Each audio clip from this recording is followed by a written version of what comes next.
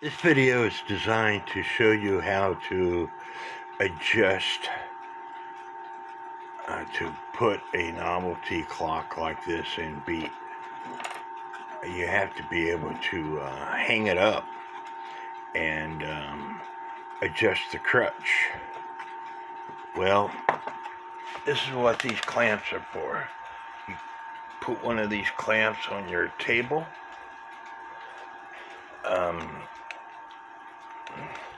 And then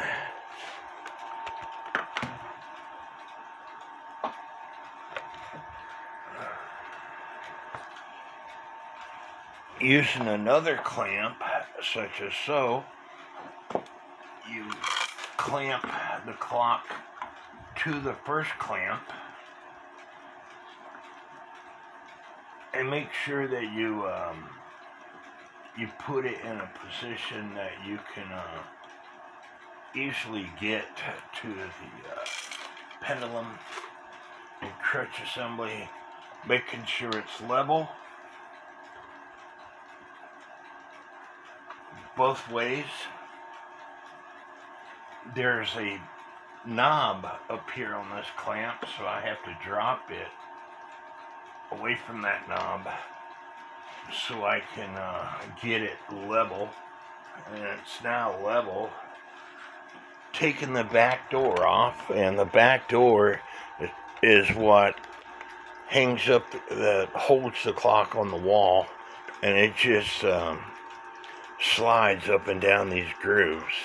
Now I made this back door, and I got to put a piece of tape, that way it's nice and tight. And now you can hang the pendulum onto the clock and sit here and watch it to adjust it, to put it in beat. And sometimes that takes a while for you to adjust it to put it in beat. This clock was pretty well in beat when I took it off the wall to show y'all this. And so, but if I had to adjust the crutch, if the wire stops to the left, you want to bend the crutch assembly so the wire, the bottom wire, goes to the right, and vice versa. And I'm going to throw it out of beat just to show y'all.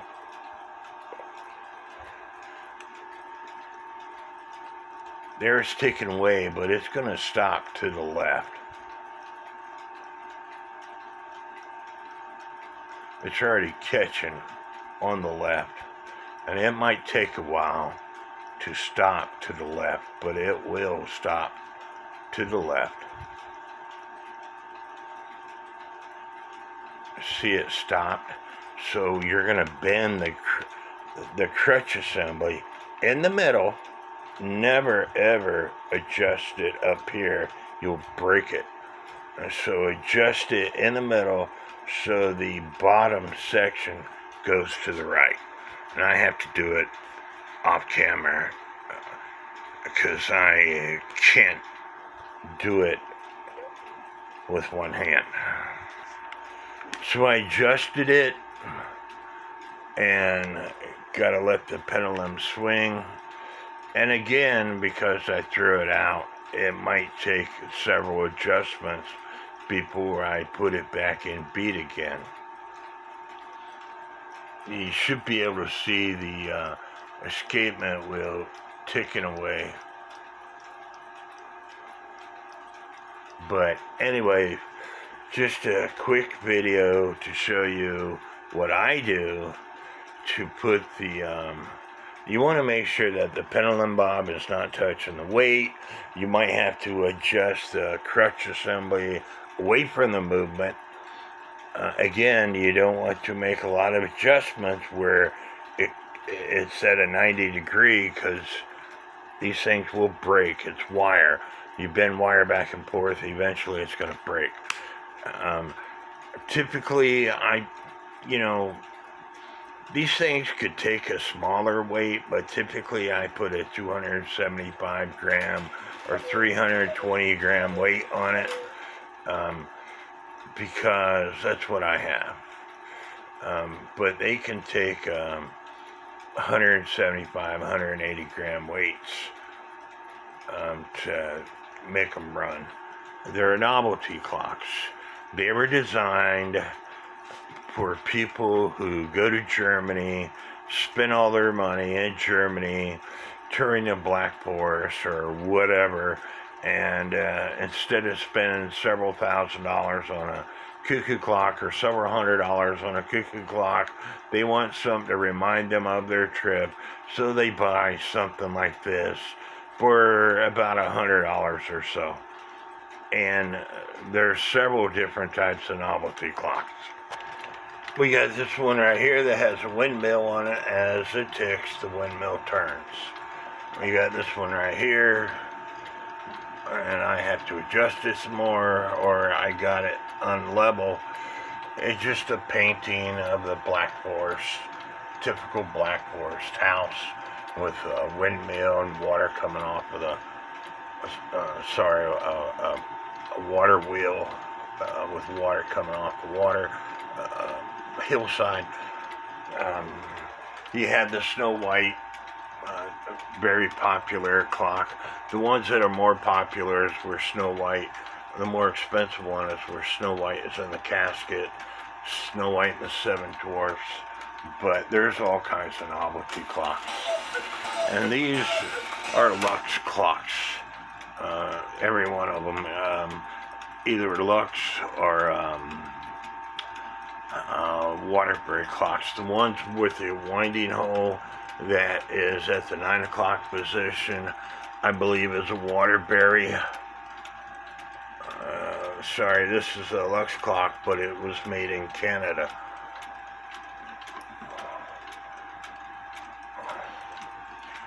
But really cool clocks. As you can see, they hang up in small spaces for the people who collect clocks. No, I don't have them all wound up. These are 30-hour clocks, and so I don't wind them up that often. But I've got them all over the place.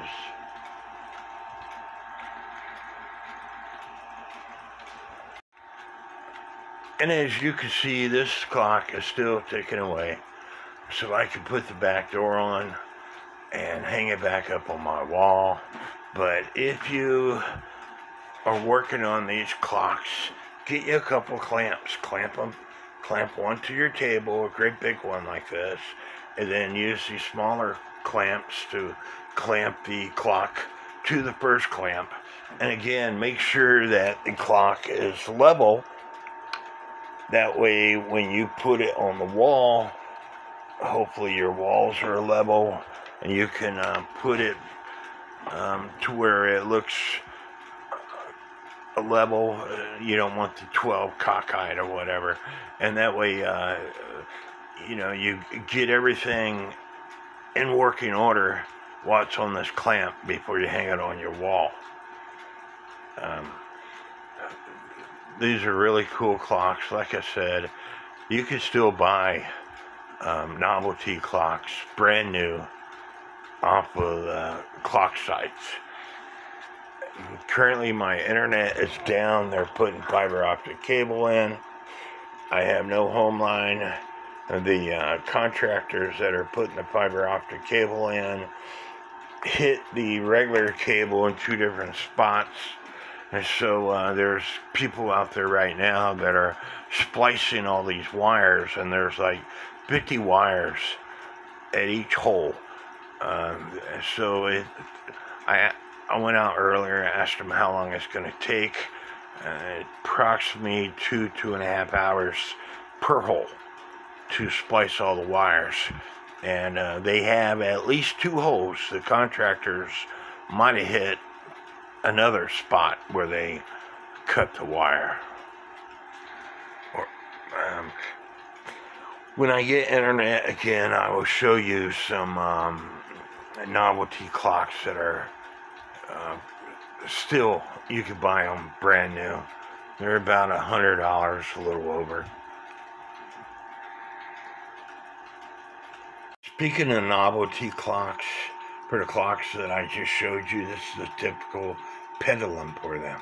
It's a wooden button type bob and a wire. The wire needs to be straight, and there's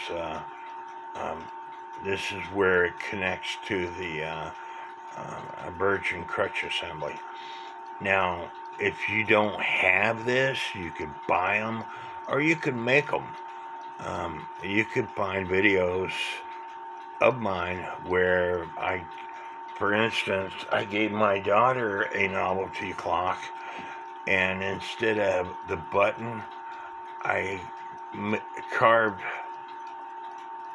used my scroll saw and carved their last name. My other daughter, I put a K, and carved a K out of wood, not carved, but jigsaw, and drilled a hole, put a wire through, and that's what's for the pendulum bob. You don't have to use these. Now, the bigger the bob, the higher up the wire it needs to be, because if it's too heavy and if you got it hanging down here, it's going to stop your clock. This is just for you, Sir Lucky. That one's sticking, that one's sticking, that one's sticking, that one's sticking, that one's sticking, that one's sticking, that one's sticking, that one's sticking, that one's sticking, that one's sticking, that one's sticking, that one's sticking, that one's sticking, and that one's sticking. I think that's good enough for today. Just for you, Bob. Now, I'm on cuckoopalace.com. And you can go to more clocks, go to souvenir clocks. Again, they're novelty clocks, they're souvenir clocks. Typical souvenir clock, it's got a quartz movement in it. But there are some that are weight driven. Let me get to those. Clockwork. Well, all these are going to be quartz clocks. But there are some websites that have weight driven clocks.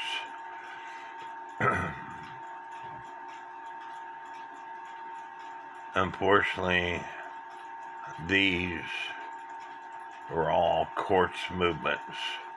That's what the world is going to. Let me find some that are weight-driven clocks.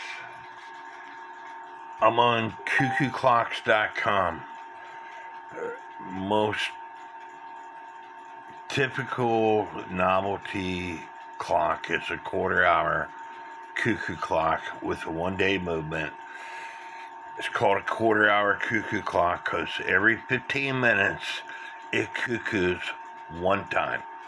It's got a 4-leaf pedal system on the back. I've got videos on repairing quarter-hour cuckoo clocks.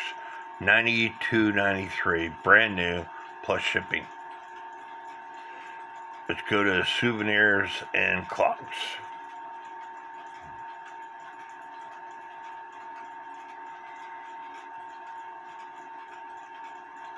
These are spring-driven clocks.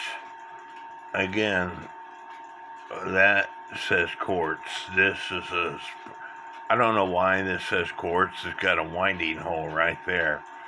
But it's a one-day spring movement clock, and it's $32.27, which is cheap.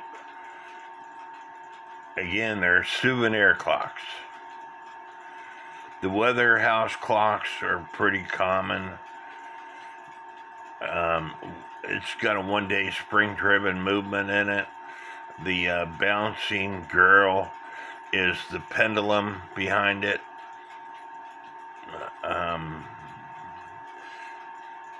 Another one-day spring-driven movement. It is $24.09. A lot of people on Marketplace want more for a used clock than what you can buy a brand new clock for. And I'm going to see how much the Weather House one is. Those are normally pretty expensive. $57.44. Spring driven. Let's see if I can find some weight driven clocks. Here's a spring driven movement clock here. It's another Weather House clock.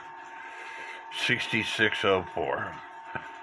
They're called Weather House clocks because on a good day, the female comes out. On a bad day, a rainy day, the male comes out. Then on a fair day, they both stand at the door.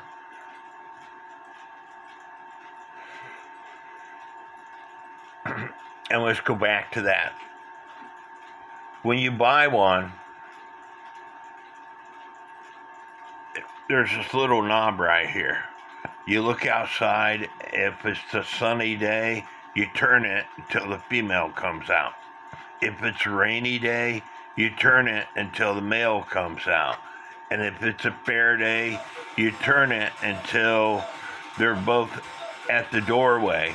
And then as the weather changes, either the woman's going to come out or the man's going to come out.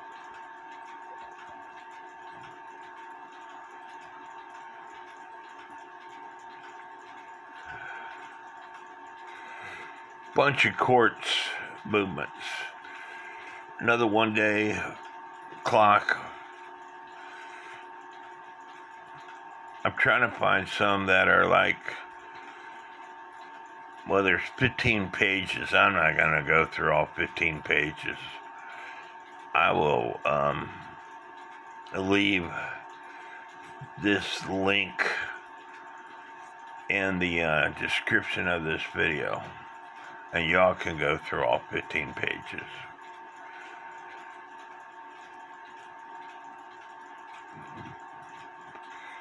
Lots of quartz movements.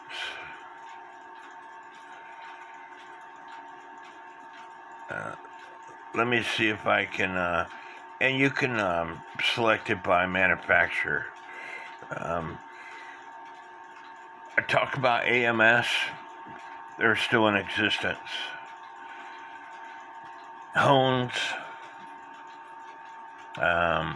Hummel, AS, which is Schwartz Alder.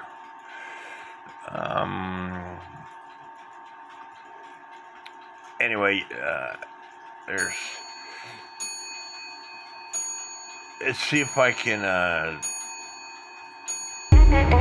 default change it to that's price. I can't put weight driven, but anyway, there's all kinds of novelty souvenir type clocks, and again, they were designed, you spend all your money but you still want a souvenir.